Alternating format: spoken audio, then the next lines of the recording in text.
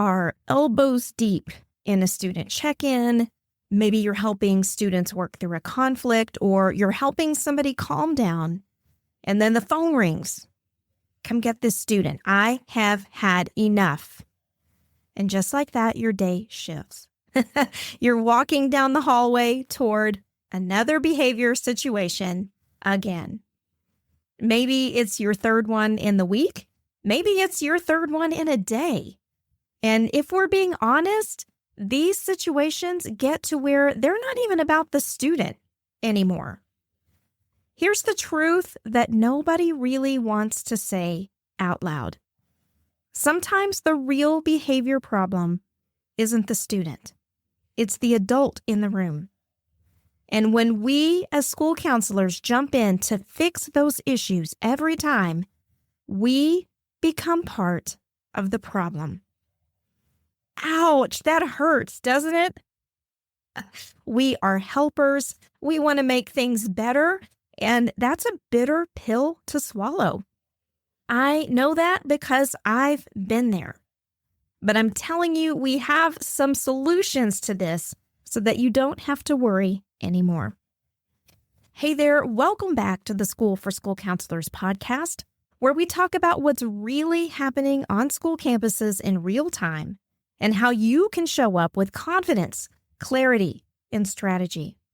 I'm Steph Johnson, a full-time school counselor just like you, who believes that you don't need fluff or gimmicks or pre-made printables to do powerful, impactful work. You just need real talk, real skills, and a little bit of backup, and that's what I'm here to do each and every week. Whether you're listening on your drive to school, during your lunch break, or hiding in an office closet for 5 minutes of peace, and I know because I've been there, I am so glad you're here. We've been talking a lot about behavior intervention for the past 4 episodes, and we're going to continue today because, like it or not, this is probably a big part of your job, especially during particular times of the year. Several months ago, in episode 111, we took a big picture look at what happens when adults on campus are dysregulated, what it looks like, what's driving all of that, and how we as school counselors can help without stepping on toes. So if you missed that episode, you might want to go back and give it a listen because it provides a great foundation for today's conversation. So now we're zooming in. We're talking about what you do when that adult dysregulation turns into a behavior referral for a student. What do you say when the call comes through again and you know the issue probably isn't the student at all? Now, I want to be real with you for a second because I know that you work on a campus just like I do. So you know as well as I do that many of the folks that we work with are not open to feedback. They are not interested in changing anything about how they've been handling things in their classrooms. And truth be told, some of them are barely holding it together. There are some recent studies that showcase this reality. According to a 2022 Gallup poll, 44% of K-12 teachers in the U.S. reported feeling burned out often or always. And that was a rate higher than in any other profession. Nearly 3/4 of teachers and 85% of principals experience frequent job-related stress. And this kind of mass burnout affects not only educators' well-being, but their capacity to manage their classrooms effectively. So that ends up putting us in a really weird space because we know nothing is going to truly change unless the adult changes. But we also don't want to damage those relationships or risk coming across like we're judging people who already feel like they're maxed out. And this is the moment where most of us, we just give in. We go get the kid, we try to smooth things over, and we become the fixer again. But I want to remind you of something that I have said in every behavior-related episode in this series, because it is 1,000% true. If you keep intervening in the symptoms, the root of the issue never gets addressed. And in these situations, the root concern may not be student behavior at all. We often talk about dysregulated students. Feels like every day, doesn't it? But let's switch gears and let's talk about dysregulated adults. Because here's what we know. We know that the adult nervous system sets the tone for a classroom. We know that stress is contagious and that dysregulation spreads. If you don't believe me, go hang out in a pre-kindergarten or kindergarten classroom sometime. We know that what looks like bad behavior is sometimes a reaction to adult energy. And we also know that you cannot out-intervene a dysregulated classroom.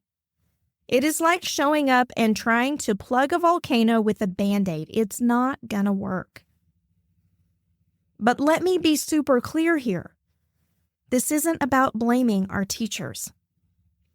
They are all trying their absolute best with ridiculous expectations in place for their work. It's chaotic. It's overwhelming. And honestly, think to yourself, would you raise your hand to volunteer to go teach full-time in a classroom right now? I'm guessing no. But if we only respond to student behavior and we never take a step back to assess the adult dynamic in the room, then we're just putting out smoke and the fire is still burning. So we've got to look at what's underneath chronic student misbehavior.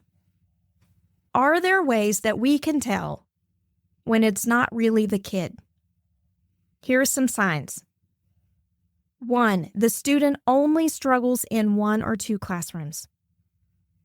Or the teacher tells you things like, I have tried everything, but they can't give you specifics. 3rd, the teacher's complaint or referral feels very emotional, very vague, or very reactionary. You might hear phrases like, they're always doing whatever, or they never whatever. That's very common. Or 4th, and this is a great tell, the student immediately calms down when you remove them from the environment. Have you ever had a student that the moment you show up and say, hey, let's get out of here for a minute, they go right with you with no problems? Now, that could be a testament to the great relationship that you've built with that student. But at the same time, it's also a cue that something is not right in the environment. These are all signals. They don't mean the teacher's doing something wrong. They probably mean that the adult in that classroom, the teacher, is overwhelmed, feels unsupported, and probably doesn't know what else to do, which creates a beautiful opportunity for you, not to rescue, but to consult about student behavior. Now, before we get into how you can protect yourself from being the constant on-call behavior fireman on your campus, we need to talk a second about you. Because if you're the one that's always stepping in, if you're the one that's always called to calm things down, if you're the one walking students out of classrooms and up and down the hallways, and if you're the one taking heat off of the teachers, you're also teaching staff that you're always going to be there to save the day. And y'all, that has consequences, like it or not. You're going to end up feeling drained. I remember so many times on a particular campus that when I heard an initial call out on the walkie, I immediately braced myself and got super tense before I even knew if the call was for me, because I had been in super reactive mode for so long and had felt overwhelmed with behavior requests for so long, I just knew I was ready to spring into action. And it was a terrible feeling to have all day long. So you get drained, but you also start to lose credibility as a leader on your campus. And then nobody grows. So we're not talking about being resistant to helping. We're talking about teaching a healthy respect for your role at your school and for the long-term impacts. So how do we reset your role? How do we move you from the fixer to the consultant? When you get that call, can you come get this student? I need this student removed. Pause. Ask yourself, is this a true behavior crisis? Or is this a moment where I could show up not to remove, but to serve as a resource? You are not a classroom manager. You're not the emergency removal service for the school. You are a strategic support for students and staff.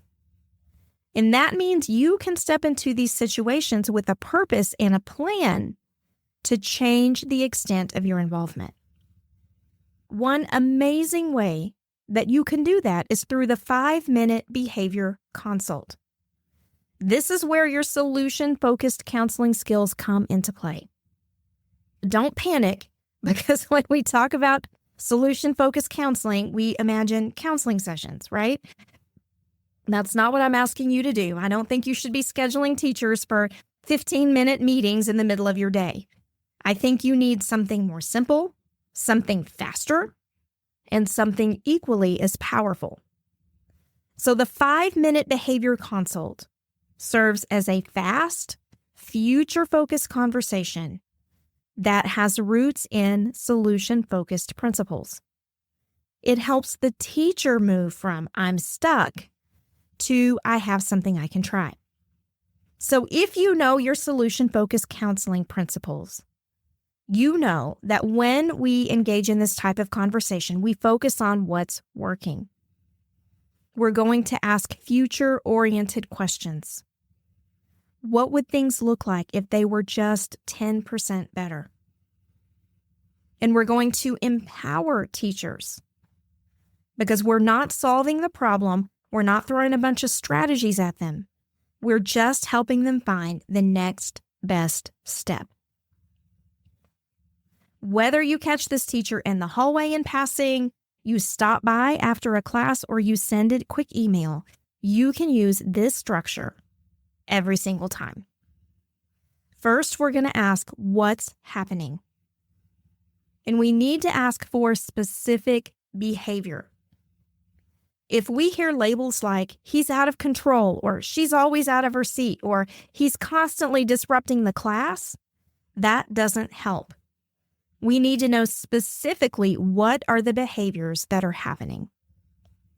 Second, when does it happen? Can we find patterns to uncover triggers? Is it the time of day? The subject being taught? Is it transition times? Is it proximity to peers? There are all kinds of possibilities here, so let's narrow it down.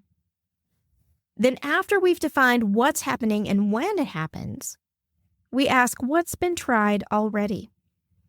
This avoids us repeating the things the teacher's already done, because how many times have you seen folks kind of roll their eyes and throw their hands up in exasperation and say, I've already done that?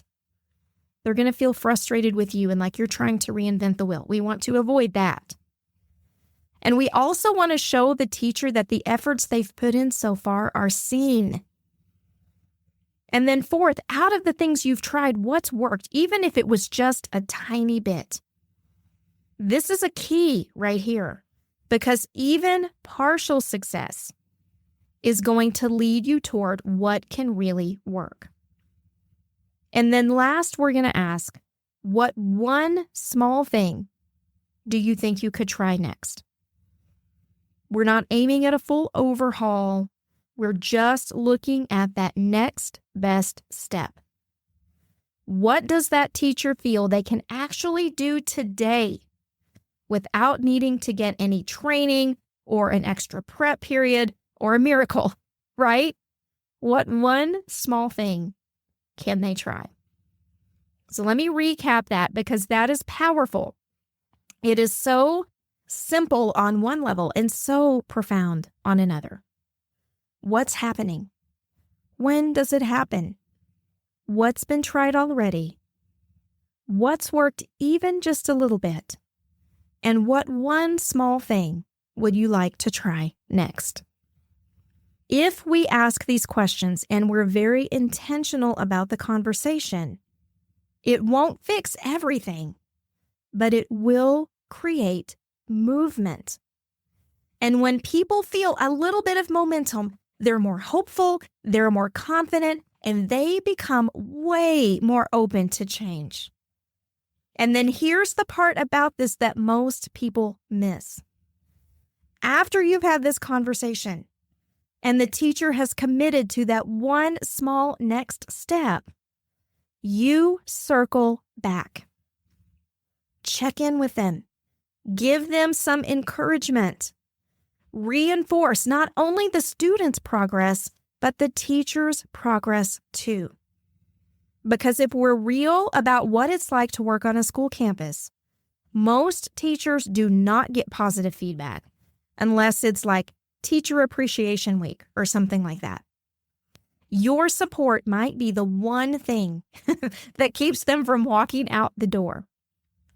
If your administrators are not already empowering teachers in tough situations, or if they don't truly understand what it takes to rebuild a classroom dynamic, you have the opportunity to step in quietly but powerfully and with intention. And as a bonus, when that teacher feels more confident managing a student's behavior, it's one less behavior referral for you. Sounds great, right? Sounds amazing. We'll have these quick consults with teachers. They'll be solution focused. We'll lead them toward the next best step, and we won't be running to classrooms all the time to extricate students. But what if your administrator won't let you step back from in-the-moment behavior intervention? What if somehow, somewhere, you inadvertently drew the short straw and you are the de facto behavior crisis response on your campus, and no one's willing to back off of that expectation for you? What do you do then? This is where it gets sticky. But I promise you, we don't have to throw this 5-minute consultation approach out the window. You still have room to shift, even when it feels like things are never going to change. Here's how you can do it. First, you can start layering in consults. So even if you're walking in that classroom and removing that student, you can offer to circle back with the teacher. You can come back around when things are calmer. You can ask a question, maybe lead them toward a small shift. You can begin communicating your expertise. You do not just have to physically use your body to remove the student to create change in that classroom. Circle back and just layer in the consults.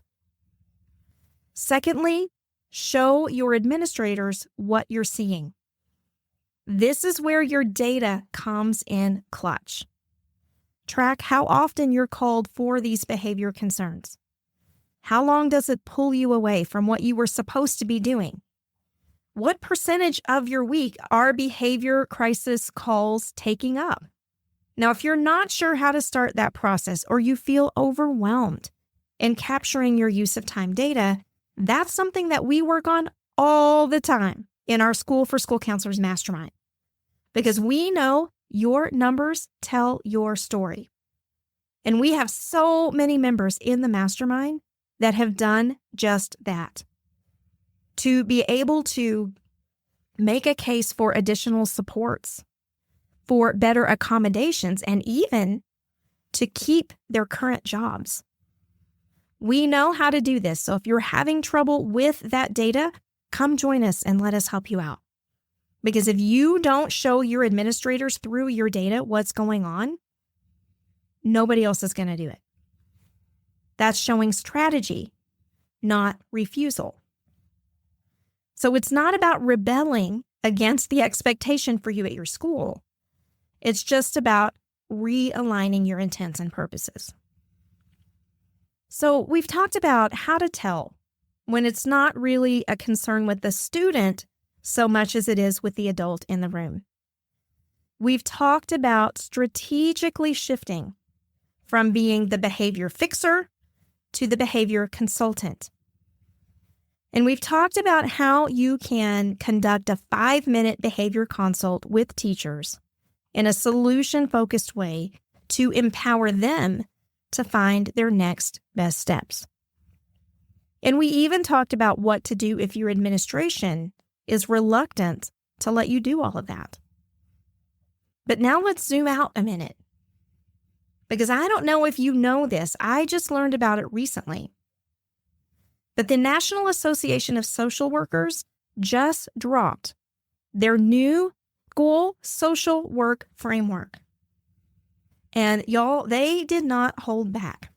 They are stepping very boldly into the space that school counselors used to own. And they are talking about things like ethics, decision-making, record-keeping, multi-tiered interventions, mental health coordination. It is all in that plan. Now, listen, before you get worried, this isn't about competition, but it is about clarity. Because of the weakness and the ineptitude of your national organization, yes, I said it, the American School Counselor Association has not done a good job of developing awareness or garnering support for our work. They have stood on the sidelines, produced a bunch of paper, and have pointed fingers saying, "Thou shalt not." Because of that, we are being challenged. And so as a grassroots effort, I know that if we do not claim our space as experts in school counseling, there are more than enough folks who will be glad to step into our shoes. Now is not the time to be the person that comes and picks up a student and disappears. Now is the time that we should be leading with strategy and skills and clarity about what school counselors actually do. And when you approach behavior support through the lens of real counseling, like solution-focused approaches, you're not just helping students.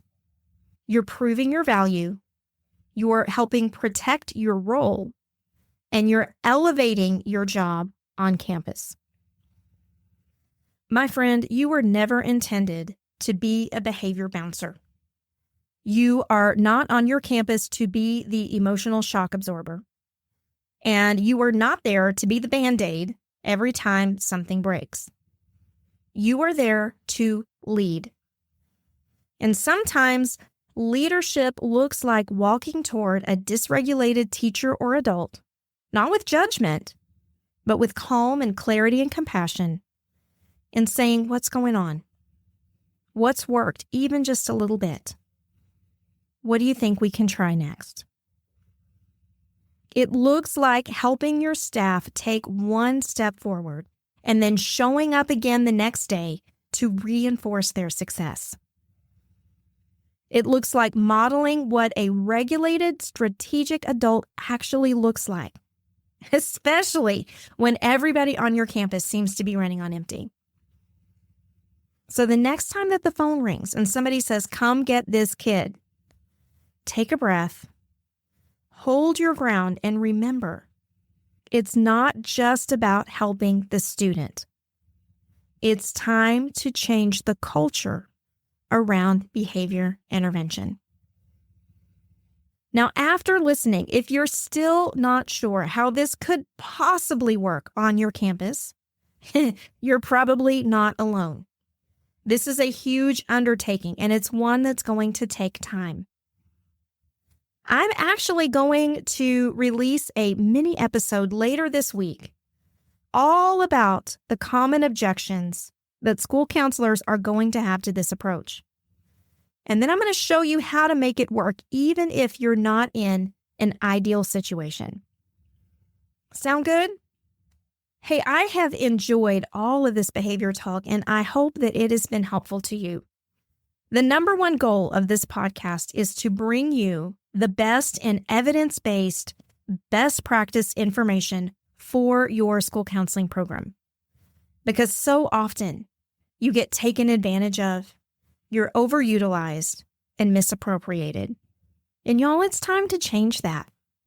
You spent years of study and tens of thousands of dollars to enter this career field, and I know that you're amazing at what you do. And one of the ways I know that is that you're here listening to this podcast. When you could be doing anything else in the world, you've decided to listen to become better at your craft. And so I know you are world class, and I am so grateful and humbled that you spent a little of your time with me. I'll be back soon with another episode of the School for School Counselors podcast. In the meantime, I hope you have the best week. Take care.